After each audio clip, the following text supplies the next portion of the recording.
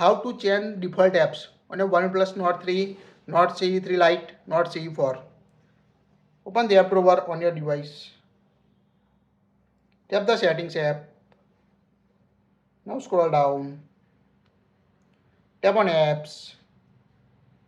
Here you can see default apps. Tap on it.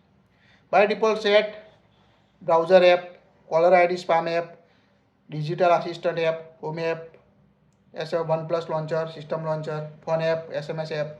Just select the application you want to change. Here we select caller ID spam app. Here we select phone or non. Tap on a browser app. Here you can choose from our Google Chrome, Internet, Opera you want to set as a default browser app.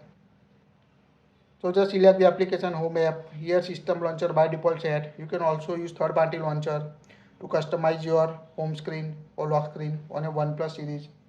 Also phone app, SMS app. So quite easy to change the default apps on your OnePlus Nord series and other OnePlus device. That's it. If you like it, share it.